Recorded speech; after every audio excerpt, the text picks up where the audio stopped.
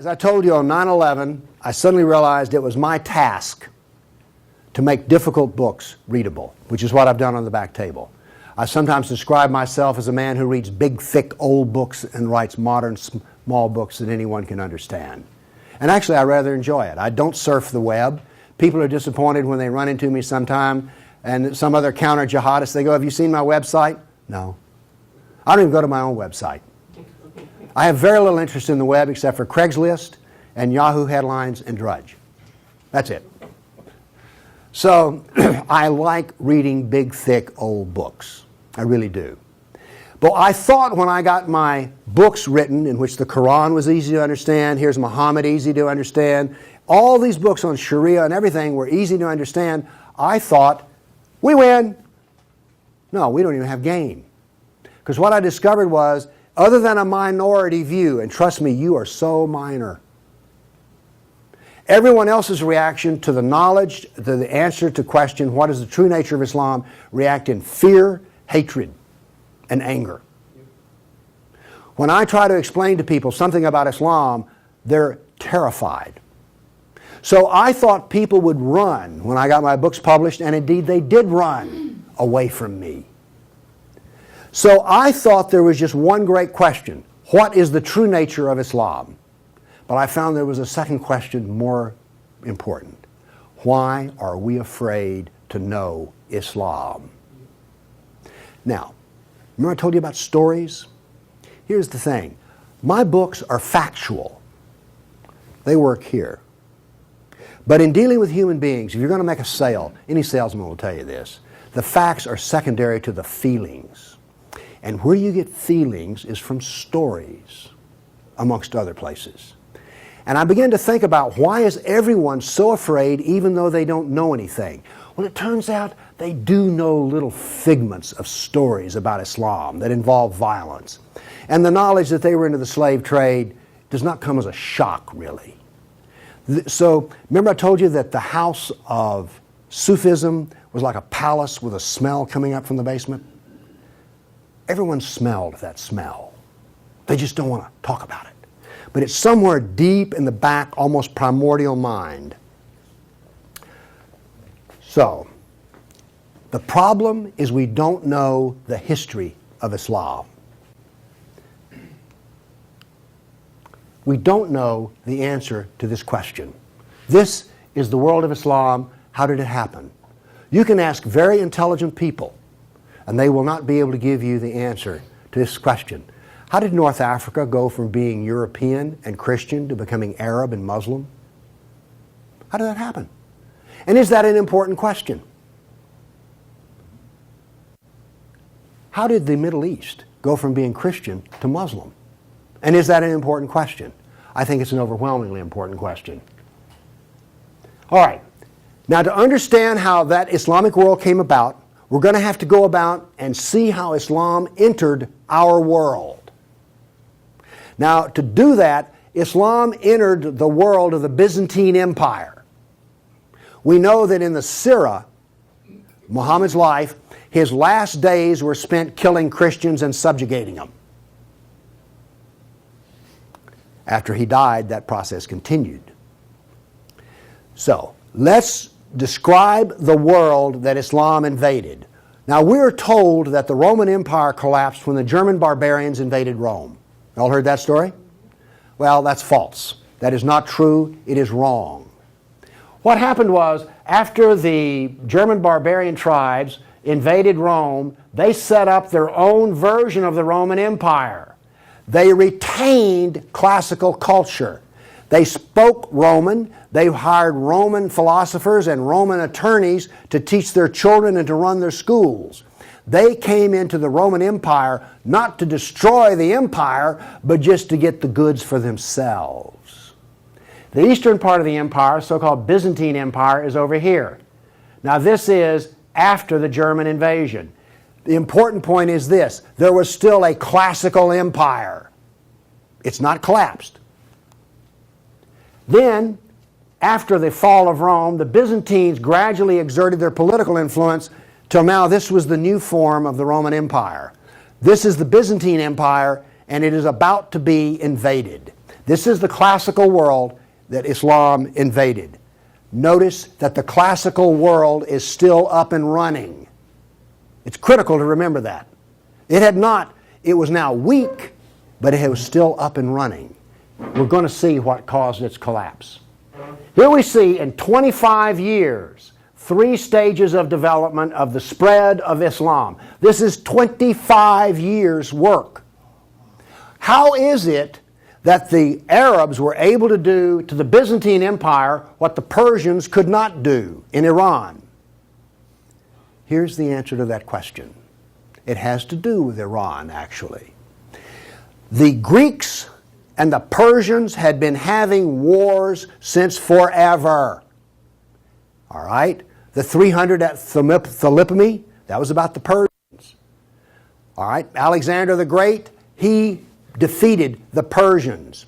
The Persians kept hammering on the Romans and then the Byzantines, and 25 years before Islam invaded, there was one massive last series of battles that left Persia weak and the Byzantine Empire very weak. Then comes along the Black Plague. 1 person in 3 dies. So the Byzantine Empire, when Islam invaded, had been weakened by a long war with Persia and the loss of 1/3 of its population. The economy had collapsed by 2/3. You think the Obama economy is bad? Try 2/3. So we had an empire that was weak, invaded by people with a mission. Now what's important here is these 3 different shades of green represent the different caliphs. This empire is beginning to build here came from people who could be described as the apostles of Muhammad. Why is it important to know that? They knew Muhammad. They held his hand. One of them, Ali, married his daughter. Abu Bakr was his father-in-law. These people are not just brothers in the religious sense, they're brothers in the family sense. They knew Muhammad like I know my wife. And what did they do? Did they go out preaching the Quran? No, they didn't. They picked up their swords, got on their camels and horses, and went out whacking Christians and Persians. That is, this is the true nature of Islam. Here you see it. This is the fruit on the tree. Massive destruction. Now notice something else that's happened here. Egypt is the breadbasket of the Mediterranean. Syria, the heart of the intellectual world of the classical empire. In 25 years, the classical civilization lost its ability to feed itself and lost its biggest brain trust. This destroys classical Christianity. Christianity that we have today is a bloody stump of the original Christianity. Why? This destroyed the heart of it, transformed it. The first stage of the annihilation of classical empire, gone. The heart of it's gone. Okay. A century later, notice over here in Spain, 750 AD, Spain is already Muslim. This is rapid fire conquest. This is going to become very important because this happened as it were in the life of a nation overnight. This brutal assault is the key as to why we fear Islam. Now then, you're next going to see history that you've not heard before. I'm not a historian, but I am a scientist. And I can reason from data. I knew, once I read the story of Muhammad, that I had been fed a pack of lies about what caused the Dark Ages. Roman barbarians didn't cause the Dark Ages. First off, why would these barbarians were Germans? These are the same people who made Germany. You're telling me they were too stupid to learn how to do Roman law and stuff? Of course not. They were very intelligent people. They didn't cause the collapse. But that's the classical theory. If you go to Vanderbilt, that's what they'll teach you.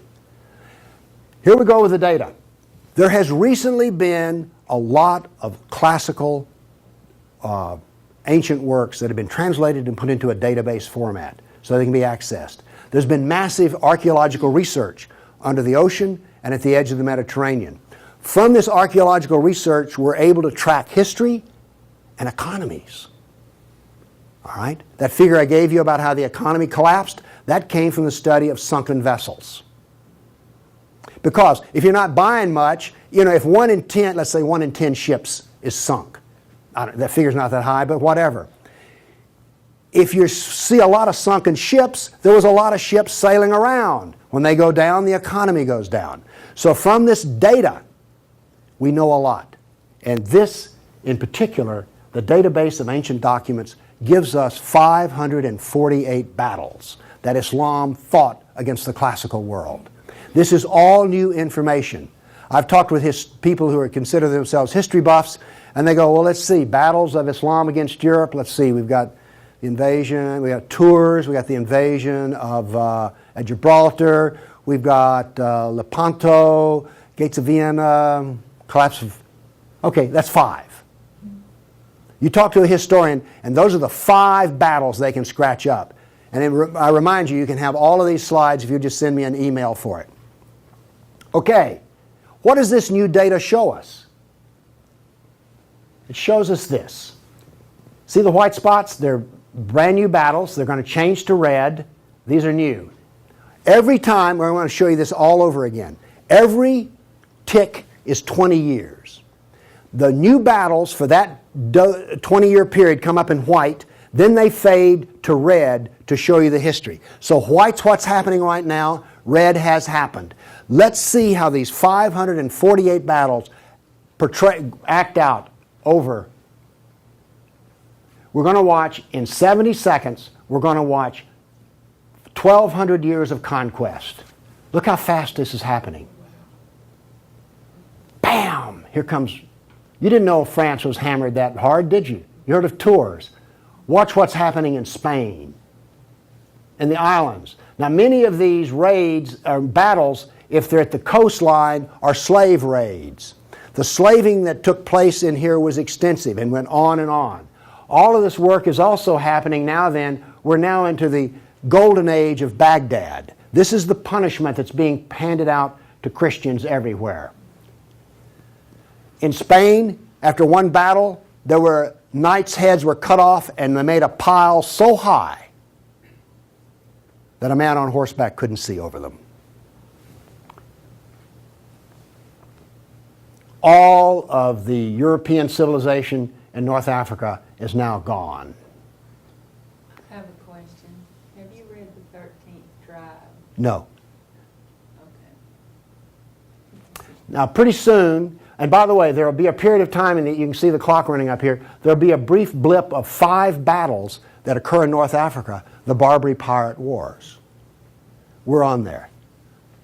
Okay? Now then, Byzantium has fallen. Now then, Eastern Europe is being hammered. Notice that it is relentless. It doesn't stop.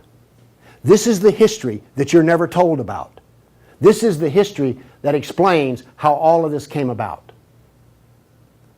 Now then, they're getting slower because Islam is becoming weaker.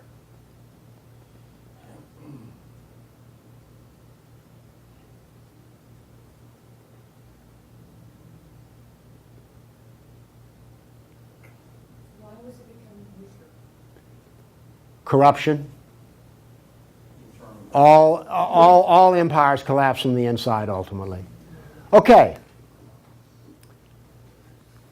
I say that what caused the collapse of classical civilization was not the invading German barbarian tribes. I say that classical civilization was destroyed by Islam. Now comes the question, why do we not want to know that? We're going to answer that question. All right, now I want to give you the headlines. With all those little dots, basically what I've showed you is just quantity. Okay? Relentless, but quantity. Now I'm going to give, we gave you 1,200 years of battles in like 70 seconds. Now we're going to go through in about 4 minutes. I'm going to give you the headlines from each century so you will know the emotional tone of what is happening. All right, 7th century.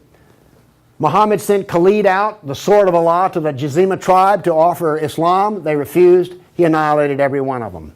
At the Battle of Oasis in Iraq, for 2 days he spent out rounding up the losers, put them in a dry stream bed, and cut off heads until the stream ran with blood. He then took the captain of the Zoroastrian Persian tribe. His wife was there. He cut off the man's head, let the blood drain into the soil, and raped his wife in the bloody soil. That was one of the companions of Muhammad. This is the nature of jihad. Where did Khalid learn how to do that? From Muhammad. From Muhammad at the Battle of Khaybar. Umar conquered Jerusalem, and every Jew and every Christian became a dhimmi, which is a third-class semi-slave. You're now going to see, for the next few centuries, you're going to see Golden Age. We're told this myth of the Golden Age, how wonderful Islam is. So here's what's happening during the Golden Age. They started attacking Sind, which is the Hindus. 26,000 Hindus died. Armenian nobles were herded into a church after a debate, and the building burned down on top of them. At Ephesus, 7,000 Greeks are enslaved. We're still having the Golden Age. All new churches were ordered destroyed. At Amorium, there was massive enslavement of all the Christians. The Egyptian Christians revolt over the jizya, which is the dhimmi tax under the Sharia. Churches are burned, vineyards destroyed. 10th century was still in the Golden Age. In Thessalonica, 22,000 Christians enslaved. Christians massacred in Seville. In Egypt and Syria, 30,000 churches destroyed. You have your religion, I have mine. Still in the Golden Age, 6,000 Jews in Morocco killed. Hundreds of Jews in Cordoba killed. 4,000 Jews in Granada killed. Georgia and Armenia invaded. In Hindustan, 15,000 killed, 500,000 enslaved. Golden Age. Still upon us. In Yemen, the Jews are given the choice of convert or die. The Christians of Granada are deported to Morocco. And in India, cities are destroyed under the order convert or die. In one town, 20,000 Hindus became slaves. Still the Golden Age. 50,000 Hindu slaves decided to get freedom by converting to Islam. A new 20-year campaign created 400,000 new Muslims out of Hindus. Buddhist monks butchered, nuns raped. In Damascus and Safed, mass murder of Christians. Jews in Marrakesh massacred. Tabriz, forced conversion of Jews. Still, we're in the Golden Age. There are riots in Cairo. Churches are burned. Jews of Tabriz are forced to convert. Tamerlane, one of the most evil men who ever lived, massacred 90,000 Hindus in one day. 30,000 in another battle, massacred in cold blood. Another Muslim leader takes 180,000 Hindu slaves. Oops, we're out of the Golden Age. See if you notice any change in tenor. Tamerlane destroys 700 villages in India. Now then comes He then turned to Iraq and annihilated the Nestorian and Jacobite Christians. The Nestorian Christians, half of the Silk Route in China was Nestorian Christian. The Nestorian Christians had emissaries and missionaries in the court of China. Afghanistan was partly Christian. All right? Gone. This is part of the destruction of the church that no one knows about. 700 years of attack, they finally destroy Constantinople. 16th century, the son of Tamerlane destroys temples, forced conversions. 2 of his generals built 2 towers of human heads. Once again, you couldn't see over them. And then noble women, Hindu women, started the practice of sati, which was mass suicide in order not to be sex slaves inside of the Sultan's harem. 17th century, Jews of Yemen and Persia forced to convert, forced conversions of Greeks. The Zoroastrians are persecuted in Persia, and over 500,000 killed Hindus. 18th century, more Zoroastrian persecution, Jews of Jeddah expelled, Jews of Morocco massacred, Hindu persecution continues. 19th century, more forced conversion of Jews, Jews of Baghdad massacred. Oops, 250,000 Armenian Christians slaughtered in Turkey. Now then, in Persia, the Zoroastrians are completely annihilated. 20th century, over 1 million Armenian Christians killed. 1 million. So you now not only know the number of battles, you now see the tenor of what's going on. You now know quality and quantity. Do you get the drift on how bad this was? Now then, the establishment doctrine is that we've already told you classical collapse had nothing to do with Islam. And indeed, Islam was a source of good because the hillbilly Europeans lost their classical learning and the shrewd, smart Arab Muslims preserved all the knowledge in the Golden Age. This is what is taught in our schools. I maintain that it was annihilated by Islam. Okay. We've been talking about land here. I now want to talk about water because classical civilization was based upon the Mediterranean Sea. Egypt was part of the Mediterranean world. It was not part of the African world, okay? Because to go from Alexandria, Egypt to Nigeria was a lifetime. But you could get on a ship and be there in 10 days. Does this make sense? It was cheap transportation. You could haul a ton of grain from Egypt to Rome as much as it cost 75 miles by ox cart. This is important.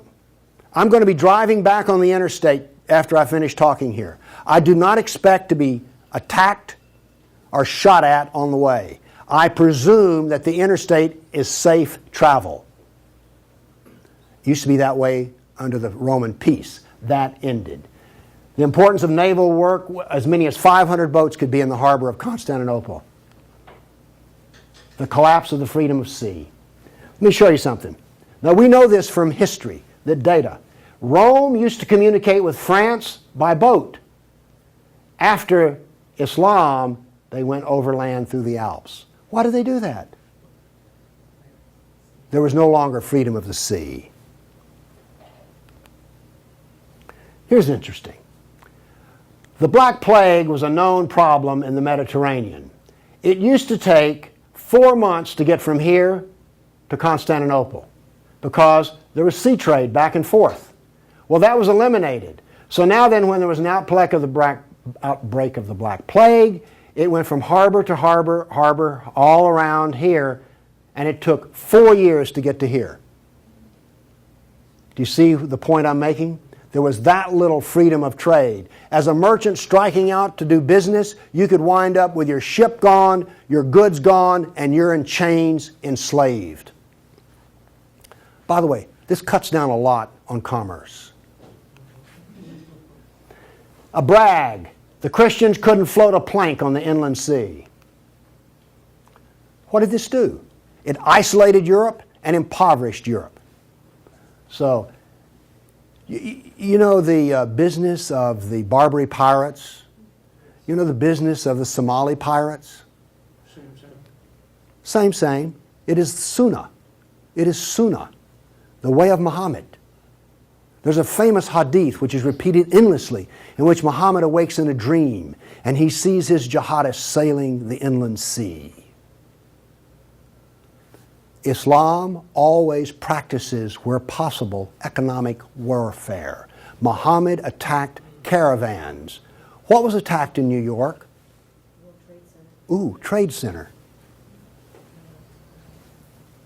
This, economic warfare. I am an admirer of Islamic civilizational war methods. They're superior to everyone else's thinking in war. They use everything for war. Everything, including the womb. This was an economic jihad. There were 3, you've heard of the Dark Ages? Well, there were 3 Dark Ages. One in Europe, one in Turkey, one in North Africa. You weren't told that, were you? Wonder why. Here we see some ruins. What's the importance of these ruins? Well, they're up and standing. What happened to all the ruins in Rome? Well, the people who were still living there used them as quarries. They harvested them. The Colosseum remained simply because it was so big. What does this tell us here? If all this stone is still stacked up, there were no people. The invasion of North Africa was so brutal and so fast that it actually left in the harbor a layer of silt. Here's how that happened. North Africa used to be farmland, irrigated farmland.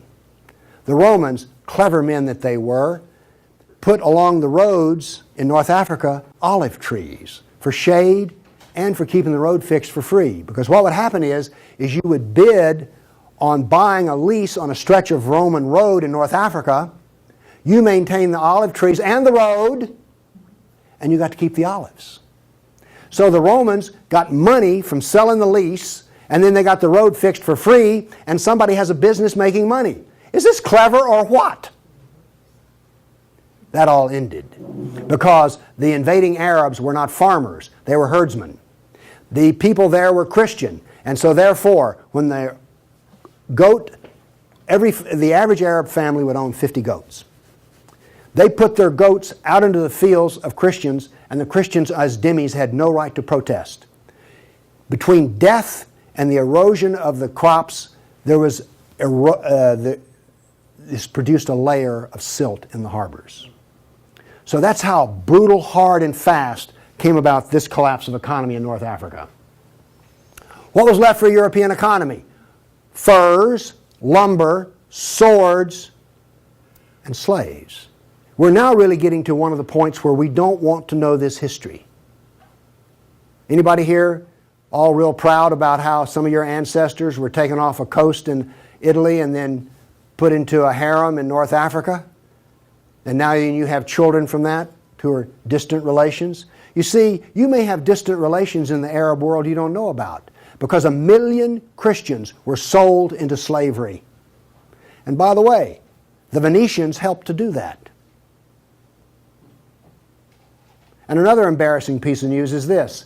The Jews were very big in the trans-Mediterranean slave trade. Nobody comes out of this looking good. No one looks good. Are you also beginning to see, like, I don't think I want to know any more about this history at all? Okay? Are you catching on here? All right. Now, the other thing we're told that's so bad about Christianity and so pitiful about those poor Muslims are the Crusades. Who's ever heard this? Well, the Crusades, oh, that's so embarrassing. Gosh, you know, we got out of Europe, we went over there and invaded the Arab lands, and then we killed them and hurt them, and like, oh, I've heard preachers wallow in pity about how drastically bad the Crusades were. All right, first off, Islam, remember, destroyed 30,000 churches. The Jews and Christians were dhimmis. There was infinite number of brutality against Christians. Christians were fleeing the Middle East, and the Byzantine emperor appealed to the Pope, help us, please. Now, this was a big thing to do because the Byzantine emperor and the Pope did not get along at all. But these were desperate people. And what did the Pope look out and see? This is the world that he saw in 1100, the time of the First Crusade. Well, let's see. This much of Spain is Muslim, and we're getting our behind kicked on a regular basis. Oh, well, this Christianity's gone. Oops, this Christianity's gone. And look at all the battles in the non-Christian, in the areas that are still Christian. Do you see the geopolitical problem that the Pope was facing here? This was not just some, we'll saddle up, get on our horses, and go steal from them Arabs, which is what you're told. This is the political picture. But now then, let's do this. Let's look at a battle map for the Crusades. Let's be fair. I showed you the jihad map. Now here comes the Crusade battle map.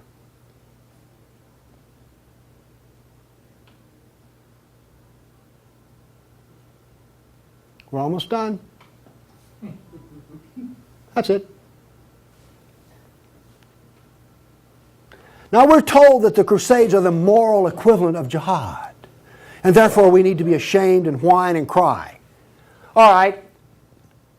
The Crusades were defensive, lasted 300 years, and the last one was over 800 years ago.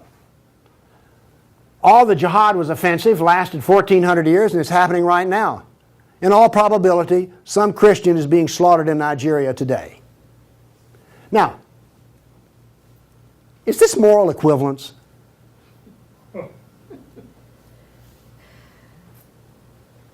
Why won't they teach this in a church school? So the ministers will stop, oh, the Crusades were just so terrible. No, the Crusades were one of the few times the church put steel in its spine. And then we apologize for it. Now then, let's go to the great benefits of Islam.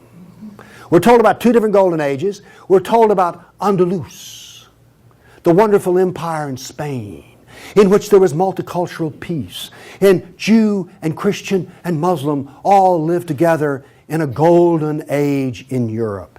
You ever heard that? Well, here we go. This is the battle map of the golden age in Andalus. Now, while all this is going on, orders for slaves are being filled. The first slave order out of Spain was the Caliph ordered up 3,000 blonde virgins. They were shipped out of Spain. Battles are going on in which Christian knights die. But notice something here. The Christians won't quit fighting. This is going to take 700 years, and there's going to be nearly 150 battles fought. Where was this caliph located? There was more than one caliph at the time. This was a caliph in North Africa. Okay. Now then, looking at this, do you understand why when Isabel and Ferdinand were finally in full power, they told every Muslim in Spain to get out of here? They drove everyone out. Okay. My question for you is this. Was Andalus a multicultural golden age or a reign of terror? I claim it was a reign of terror, and it was not a golden age at all. And yes, there were a few people who had it good. The elites had it good. There were some rich Jews and rich Christians that had it good. Also, otherwise, there was constant war, slavery, and Christians had to wear robes so you could tell a Christian from a block away. And a Christian couldn't carry a sword, and they paid special taxes. And then we come to the question, why are we told this story? Now we have the Baghdad Golden Age. Here we go. This is all the battles that are fought during the period of the Golden Age in Baghdad. Now, not only are they as busy as they can be killing Christians, but they're also busy establishing the Sharia doctrine. They're also busy establishing the Hadith doctrine. And they're also busy in doing things like slave trading. You know all those exotic photo pictures you've seen of the harem? They're sort of pre-Playboy sexy, beautiful women in gauzy outfits. All of those women were Christians. Less romantic sounding, isn't it? The other thing that's happening in Baghdad is this. A new philosophy is being generated in which there is no cause and no effect. This turns out to paralyze the mind. Okay, those were all the battles that were fought during the mythical Golden Age. Okay. During the Golden Age, Christians and Jews were dhimmis. Christians were sex slaves. Here's one that gets me. During this Baghdad Golden Age, they evolved a philosophy in which there were no laws of nature and there was no cause and effect. I'm a scientist. We work off of two laws, the law of contradiction, does the data contradict the data, and the law of cause and effect. I've just explained to you why, out of their Golden Age, why you don't find Muslims getting Nobel Prizes in science. You cannot be a scientist and not believe in cause and effect. You just can't. Won't work. Now then, the Christians did all of the vaunted translation of the Golden Age text, and get this. We're told that this was such a great peak of learning, they destroyed 90% of the books. And we're told that the remaining 10% they preserved is like, oh, this was the Golden Age. Oh, we live in eternal gratitude to the Muslims. If they had come along, we'd have had 100% of them. Presented with a library in India, The largest library in the world was a Buddhist library in Nalanda. They came to him and reported the existence after they had conquered, and they said, what shall we do with the library? The order from the general was this. If it contains any information that is in the Quran, we already have it, burn it. And if it contains any information that is not in the Quran, it is false, burn it. The same was done with most all of the libraries. And why are we told this was some wonderful golden age that preserved knowledge for us? Ottoman Empire, 1683. The reason I have this up here, Islam in Europe. That's the world today. I've now explained to you how this world came about. It came about through relentless, brutal persecution of everyone who was not a Muslim. Now then, let's change to modern times. All of that work stops in 1922. This works off a database of 19,000 jihad attacks since 9/11. There are things like this. I know the date, the country, the city, how many are killed, how many injured, and a description. Now, when you present a guy like me with 19,000 pieces of data, I start asking questions. How do we make this make sense? So let's make it make sense. By the way, you did hear all about these 19,000 attacks in the Tennessean and the local newspaper, didn't you? You did hear about this. It was on the nightly news. We've heard about Fort Hood. Oh, the workplace incident. Oh, yeah, I got that. All right. Anyway, moving along here. This, by the way, is where all these took place.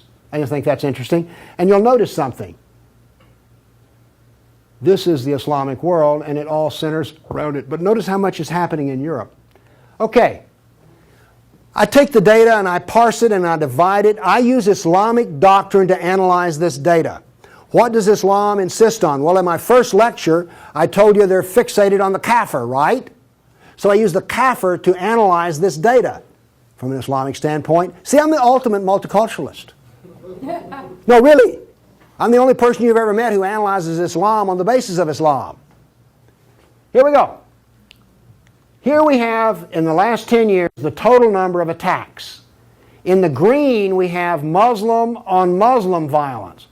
You mean a Muslim will kill a Muslim? Really? They're doing it in Syria as we speak, right? Remember Iran, Iraq? Okay. Then we have the only one I care about. I mean, my motto here is sell weapons and intelligence to the loser. I'm very serious. You think I'm joking. I know. Okay, here's our story right here. Stays pretty level. That's interesting. By the way, there's hardly a day in which there's not a jihad attack. Modern jihad is relentless, just like classical. Oh, by the way, one of the things this curve proves right here, Islam is bad for Kafirs, Islam is bad for Muslims. Islam is bad for Muslim and non-Muslim. That's what this data shows us. You want to argue with that? Okay, modern jihad is relentless. But what did we see in the other battle map? It was relentless. There are two types of jihad, against the kafir and against Muslim. You see, every time they kill a Muslim, the reason in Syria they're killing other Muslims, they're not real Muslims. Okay? Now then, we've introduced, however, a new phenomena. The mom and pop non-state jihadi shop. Okay? All of those battles up to 1922 were out of the caliph. Okay? We now have non-state jihad. That is all that is different. Okay, jihad attacks per year. I just chose the top 4 nations. But this doesn't really give us what we want because Israel's teeny weeny and India's great big. So let's do this on per capita. Now then, Israel. I bet you were surprised about Thailand. You didn't know that Thailand was getting whacked on a regular basis, did you? And look, here's a Christian nation, the Philippines, ranks number 3. And then India was Hindu. Oops, wait a minute. Do you know what I just told you? Jihad is against the Jew, the Buddhist, the Christian, and the Hindu. This is the data. Now you go to these dialogues, these multicultural smoozes they have, where the preacher and the rabbi and the imam show up. The preacher and the rabbi show up to tie, the Muslim shows up to win. And then what does the Muslim tell them? Oh, the Christians and the Jews, they're people of the book. Oh, we're brothers in the religion of Abraham with the Christian and the Jew. You know, we're practically the same. We're brothers in Abraham. How's that stuff work out? Well, here's one of your people of the book. Here's another people of the book. Turns out they'll kill a Jew, a Buddhist, a Christian, or a Hindu just as fast as they will another. So much for being brothers in the religion of Abraham. The data does not support the theory. Therefore, the theory is wrong. There is no brotherhood of Abraham except in the minds of people who occupy pulpits. The jihad is against the Jew, the Buddhist, the Christian, the Hindu, and the secularists, by the way. The secularists are the worst of all. Well, maybe worse than the Hindu. It gets hard to know, you know, I mean, really. It's against all kafirs. That's who the jihad is against. The religion of peace. Here we go. 548 battles, 19,000 jihad attacks.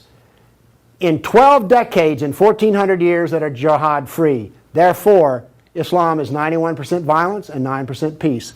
So George Bush was 9% right when he declared religion of peace. Constant violence is why? There's a doctrine. The doctrine of jihad is found in the Sirah, the Quran, and the Hadith. We've already been over this. They don't like kafirs. We have a whole doctrine of jihad within the text. Islam was only successful through jihad. Therefore, we have a doctrine which produces jihad, and it produces this effect of the collapse of civilizations. Here you go. Tears of jihad. 270 million dead over 1,400 years.